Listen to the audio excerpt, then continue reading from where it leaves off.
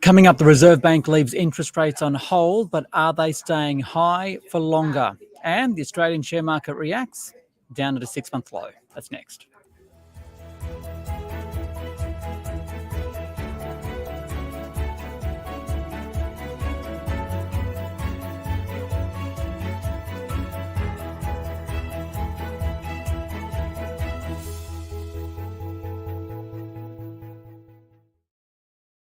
Everyone, it's a daily 10-minute business and finance news wrap for this Tuesday, the 3rd of October 2023.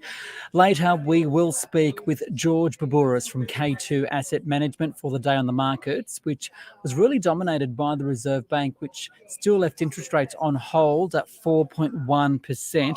Michele Bullock, the new RBA Governor today, holding her first board meeting as the Governor there and Chair. So where to for interest rates now, and will they really stay higher for longer, as like much of the rest of the world? For more, Rhayna Bosch spoke with Matthew Hassan, Westpac's senior economist. It's clear from the decision and decision statement is going through a smooth transition from one RBA governor to another. The decision statement saw very little change. The RBA is very clearly still in monitoring mode. They have clearly see the interest rate rises to date are impacting. They are hopeful that that's enough to ensure we see inflation return to target over time, but they'll be monitoring the situation carefully with a view to perhaps fine-tuning if the accumulated evidence suggests that further moves are required.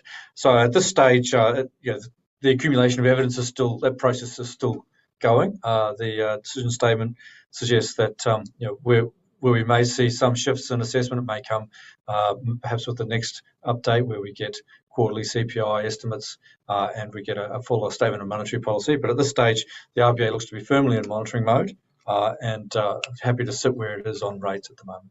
Matt, we've seen a similar pattern of holds play out in the global economy. What kind of an impact did that have on the decision? It will have some indirect bearing on the RBA's thinking. Certainly if we were to see major central banks around the globe still aggressively raising interest rates, they would become a little bit more unsettled to see some currency effects perhaps coming into play. Instead, as you say, now looks like all major central banks are at or very near the peak in the tightening cycle, and so that'll give the RBA some comfort that the policy situation is evolving largely in line with what we're seeing abroad. I think for the RBA, though, their focus is more squarely domestically. Now, one of the big differences in Australia is our variable rate composition of our mortgage debt. Most other countries don't have such a high level of variable rate borrowing, and that means that the interest rate changes flow through much more quickly to parts of our economy, and so we need to calibrate policy with that in mind. Other countries need to take their cash rate, the equivalent of the cash rate, to a much higher level than what we're seeing at the moment. So yes, that offshore situation will have some bearing on the RBA's thinking, but at the moment, I think that's a source of comfort rather than concern, and they're really focusing more on the impact that this interest rate tightening to date is having on the Australian economy. Still 2 more rates decisions to go this year. What would the threat be of another lift? There's 2 really important data updates due in the next couple of months. The first one will be the September quarter CPI reading. We've seen in the past that the RBA has put a lot of emphasis on the quarterly measure. When it comes out, it gives the full breakdown into goods and services and allows it to assess how the inflation decline is progressing and where the risks are around inflation. So that's going to be absolutely front and centre when the RBA next meets in November. Then in mid-November, after that November meeting, we'll get an update on the wage cost index for Australia, which is the benchmark measure of wage inflation. It's also likely it'll be the September quarter measure, so it will incorporate that large increase in the national minimum wage and awards that rolled out in July. And we expect quite a big number. We also expect quite a big number with the Q3 CPI. So both of these updates are going to really test the RBA's nerve in terms of their views around the trajectory for inflation in Australia and whether they will achieve that return to 2 to 3% in a timely way. We think on balance it won't it won't alter their projections, and they'll be relatively comfortable with sitting pat in both November and December. But that's where we may be taken off beam, and that's really the threat. Particularly if we were to see some of the updates around inflation coincide with continued strength in the labour market. We are seeing some softening in labour market conditions, but it's coming through very gradually, and so far it hasn't seen much of an increase in measures like the unemployment rate. If that was to stall or again look too mild compared to what the RBA is looking for, that may trigger a reassessment from the RBA, and that could see a rate hike. On balance, our central case view is that rates will remain on hold through year end, and once a slowdown becomes much clearer around the labour market, the RBA will be even more comfortable into next year, eventually by the back end of next year moving to ease policy. But we've got a couple of big numbers to go with the CPI and the wage cost index in the next couple of months. I'm glad that you brought up the labour market there, because there was some commentary within the statement around productivity, which could indicate a bit of an uplift. What was your interpretation of that? So that's something the RBA has been highlighting for a while, that their assessment of a return to low inflation rests on a view that productivity growth will improve. At the moment, we're seeing very low, very poor productivity growth at the moment, and that means that the effective cost base of the Australian economy is rising at a faster pace than otherwise, and that would impact the ability to return to the 2 to 3% target range over time. So for the RBA, achieving its target rests on an improved productivity performance, and that will need to show through in the data over the next 2 or 3 quarters. The problem with productivity growth is that it's very hard to measure, it's prone to revision, and it takes time to really assess what the underlying trends are doing. So it's a tricky one for the RBA to deal with. What it's more likely to focus on is the indirect effects of some of these productivity issues, particularly through market services inflation. That's an area where we're likely to see more persistent high inflation, and if it continues to hold up higher than the RBA's expectations, that again may lead to some fine-tuning in policy settings down the track. Certainly, it's not a new thing that the RBA has flagged, but it's continuing to maintain this as an important part of its view for the path of policy over the next 6 months. Finally, Matt, we saw some lending indicator data released today, which did show the average home loan size has gotten smaller whilst the price of houses is rising. Can you explain this and what kind of commentary it makes on the broader market? It's not unusual to get different housing market indicators seemingly at odds with each other. I think a couple of things to bear in mind is that the borrowing that goes on is only part of the funding story in a purchase. People put forward deposits, they draw on equity, other lines of sources of funding. So, for example, if you're able to draw on the bank of mum and dad to help with a purchase, or if you're in a position where you're downsizing as a retiree and you have a lump sum that you can draw on to purchase, those other pieces of the puzzle can help explain why prices might seem disconnected from average loan sizes. Also, bear in mind that this the lending data also captures loans for newly built dwellings as well, and there's probably, if anything, they're coming through stronger in terms of average loan size because of the increased costs of new building at the moment. So it's a slightly different aspect of the market. It's not unusual for sort of mixed messages to show through here, and what it might be telling us is that some of these other factors, that the intergenerational transfers and people drawing on other lump sum sources of finance may be a bigger part of the house price picture at the moment. Matthew Hassan there from Westpac. Now, Market Day on the SBS On the Money podcast.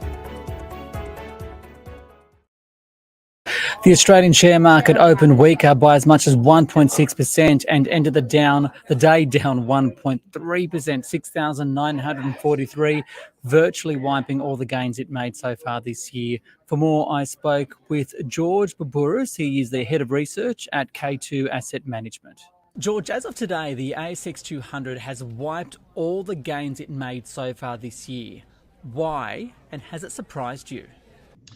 A combination of things why it's happened. The high cash rates, high bond rates, the slower economic activity coming out of China, where Australia is linked to from a global perspective as an exporter of commodities, agriculture in general, and energy. So a combination of slowdown in China, Asia, versus where we thought it would be, and a combination of the higher rate cycle domestically has led to those headwinds. Having said that, other equity markets are positive year to date, And that is why most people have a portfolio of different exposures, whether it's equities, fixed income, etc. But Australia's had a lot of headwinds because of the higher for longer cash rate outlook and the higher for longer bond rate outlook. Yeah, so speaking of those rates being higher for longer, being reflected in the bond market is really triggering this latest fall in markets locally. The yield on the US 10-year Treasury is at the highest since the GFC. This might be a good time to do a bit of a Bonds 101 lesson, right? For those investors that don't really understand the connection there, why is the bond market having such an influence? Yeah, the bond market and the yields are higher for longer. It's having an influence for a number of different reasons. First and foremost, economic activity in the developed world has been higher than we thought with the higher cash rates. So there's been a resilience to the economy, therefore it requires higher rates going forward. Having said that as well, the issuers of the debt, being governments around the world and private sector government corporations, they need to borrow, need cash for their activity. They are also increasingly going into the market, particularly governments, and issuing more debt on the back of that. A combination of things imply that when you go and borrow, you have to borrow 3 years, 5 years, 10 years, even out to 30 years. And that cost of borrowing is much higher for the private sector and for governments where it was a year ago and very much versus 3 years ago. And that headwind, if it sustains itself, will create some issues into next year. And that's a big if that continues. You were talking about interest rates. The RBA met today, leaving the official cash rate at 4.1%. But what's the market thinking the next move will be? Because there's still the RBA is still talking about the potential for another rate rise if conditions warrant it. And is there really a realisation that rates will be higher for longer? In Australia, likewise, like the US, higher for longer, even though our rates won't be as high as the US on the cash side. The RBA has made it very clear that they would bias another rate hike because of the services component of inflation. And people are seeing that in their everyday activity when you're hiring for those are much higher at the moment, and wages. There is a resilience again. It's very difficult to pass on, but there is an unevenness to economic activity and there is a cost of living pressure to acknowledge. But in aggregate, when you're looking at the economy in whole, it is quite robust where we thought it would be with all these interest rate rises. Inflation is falling and doing the right thing, but not falling fast enough. And that is why what the RBA would have a bias and markets expecting one more rate hike going forward. Whether they do that other rate hike going forward or not, the point to reinforce is higher for longer, well into 2024. And when they do start cutting rates in 2025 in Australia, they won't get to anywhere near those levels we were conditioned for just a few years ago.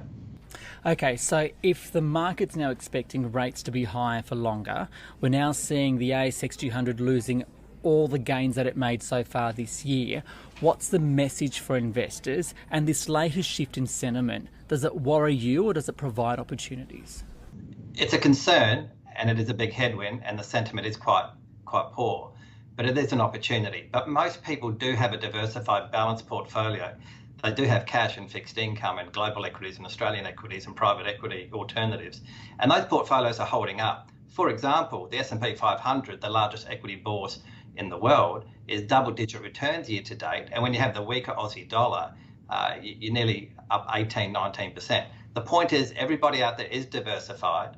The balance fund is your vehicle to it. Making money slowly and dealing with volatility with those low correlations are important. They're important lessons to people to reflect on. And the Aussie equity market is one component of that. And yes, the sentiment is quite poor because of the headwinds of higher bond rates, the higher cost of capital going forward to operate those businesses, and government debt is a concern. But most people out there, it's an opportunity, but most people do have that balanced portfolio to get you through what we're going through for the next few months. Final question, if we look at the market today, it's the miners that are really doing the most damage. Your iron ore miners, you've got the gold producers as well, along with the energy stocks, your oil players. But why so? A combination. Energy has been quite okay year to date. The bulk resource is a little bit different. But the thing to reinforce here is that China, the number 2 economy in the world, has been weaker versus expectation. America has been stronger versus expectation.